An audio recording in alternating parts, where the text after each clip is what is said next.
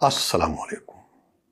Voice of America کا programme خبروں سے آگے اور میں ہوں خالد حمید۔ ناظرین، حالیہ ہفتوں میں خطے میں سرگرم عسکریت پسند گروہوں کی جانب سے پاکستان بھر میں دہشت گردی کی کارروائیاں تسلسل کے ساتھ دیکھی گئی ہیں۔ ابھی حال ہی میں پاکستان کے شمال مغربی علاقے میں خودکش حملے میں چین کے 5 انجینئروں سمیت 6 افراد ہلاک ہوئے۔ ایسے حملوں میں عموماً تحریک طالبان پاکستان یا ٹی ٹی پی پر شبہ کیا جاتا ہے، تاہم ایک بیان میں ٹی ٹی پی نے اس حملے میں ملوث ہونے کی تردید کی ہے۔ قبل ازیں مارچ کے تیسرے ہفتے میں پاکستان کے صوبے خیبر پختونخوا میں 2 خودکش حملوں میں 9 پاکستانی فوجی اہلکار اپنی جان دے بیٹھے تھے۔ اس سے پہلے بلوچستان میں بحیرہ عرب کے نزدیک گوادر میں پاکستانی بحریہ کے اڈے اور پورٹ کمپلیکس پر حملہ کیا گیا تھا۔ پاکستانی فوج کا کہنا ہے کہ اس حملے میں اس کے 2 فوجی اور 14 عسکریت پسند مارے گئے تھے۔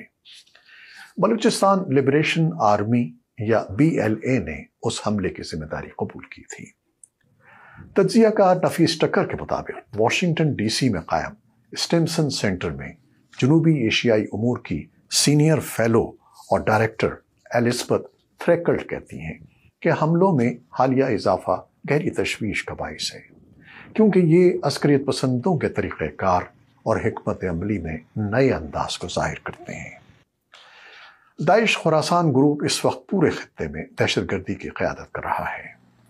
گزشتہ برس اقوام متحدہ کی ایک رپورٹ میں بتایا گیا تھا کہ خطے میں داعش خراسان کے جنگجوؤں کی تعداد 4 سے 6 ہزار کے درمیان ہے۔ پاکستان کے معروف مصنف اور تجزیہ کار سید فخر کاکا خیل کے مطابق داعش خراسان طالبان کے ناراض عسکریت پسندوں، خطے کے دوسرے ملکوں میں سرگرم عسکریت پسندوں کے ناراض ارکان اور سلفی نظریات سے متاثرہ افراد کو اپنی جانب راغب کر رہا ہے۔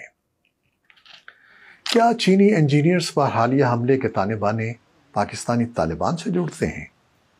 فخر کاکا خیل کے مطابق اس حوالے سے معروف محقق، تجزیہ نگار اور صحافی ریکارڈو ویلے، جو ایک عرصے سے عالمی سطح پر عموماً اور پاک افغان خطے کو خصوصی طور پر دیکھ رہے ہیں، ان کا کہنا ہے کہ ماضی میں ذمہ داری قبول نہ کرنے کے باوجود پاکستانی طالبان کے کچھ عناصر ایسی کارروائیوں میں ملوث پائے گئے ہیں۔ ریکارڈو ویلے کہتے ہیں کہ ماضی میں بھی چینی شہریوں کو نشانہ بنانے والے کچھ حملے ہوئے ہیں جن کا دعویٰ نہیں کیا گیا، تاہم بعد ازاں تفتیشی عمل کے دوران اس طرح کے تمام حملوں میں پاکستانی طالبان، خاص طور پر ٹی ٹی پی سے یا تو کچھ عناصر براہ راست ملوث پائے گئے یا کہیں نہ کہیں ان کے نشان ملے ہیں۔ 26 اپریل سن 2009 کو باجوڑ میں آپریشن بلیک تھنڈر کا آغاز ہوا، جس کے نتیجے میں وہاں سے 30 لاکھ سے زائد شہریوں کا انخلا ہوا۔ اس آپریشن کے نتیجے میں کالعدم تحریک طالبان پاکستان کے رہنما ملا فضل اللہ اپنے سینکڑوں ساتھیوں سمیت افغانستان کے صوبے کنڑ فرار ہونے میں کامیاب ہو گئے۔ انہی کے ساتھ بارودی جیکٹ تیار کرنے کے ماہر ٹی ٹی پی سوات کے طارق بٹن خراب بھی تھے۔ 14 جولائی سن 2021 کو شانگلہ میں جس مقام پر چینی باشندوں پر حالیہ حملہ ہوا ہے، اس سے لگ بھگ 70 کلومیٹر دور اپر کوہستان کے علاقے داسو میں چینی شہریوں پر مشتمل ایک بس کو خودکش حملے کا نشانہ بنایا گیا۔ اس حملے میں 9 چینی شہری مارے گئے۔ 10 نومبر سن 2022 کو اس واقعے میں ملوث افراد کو ایبٹ آباد میں قائم انسداد دہشت گردی کی خصوصی عدالت نے سزائے موت اور عمر قید کی سزائیں سنائیں۔ اس موقع پر deputy inspector general of police Hazara region Zeeshan Asghar نے ایبٹ آباد میں ایک پریس کانفرنس سے خطاب کے دوران کہا کہ خودکش حملہ اور خالد عرف شیخ کو بارودی مواد سے لیس کرنے والا طارق بٹن خراب روپوش ہے۔ سوات کے مقامی ذرائع کے مطابق ایک بار طارق بٹن خراب کی خودکش جیکٹ ہدف کے قریب پہنچنے کے باوجود بٹن کی خرابی کے باعث نہیں پھٹی تھی، جس کے باعث قریبی ساتھی انہیں بٹن خراب کے نام سے پکارنے لگے۔ جولائی سن 2023 میں سیکیورٹی ذرائع سے خبر ملی کہ افغانستان کے صوبے کنڑ کے علاقے پیچ درہ میں طارق بٹن خراب قتل کر دیے گئے۔ ان کے حوالے سے یہ بھی انکشاف کیا گیا کہ کراچی میں 26 اپریل سن 2022 کو چینی لینگویج سینٹر پر خودکش حملے میں بھی طارق بٹن خراب کا ہاتھ تھا۔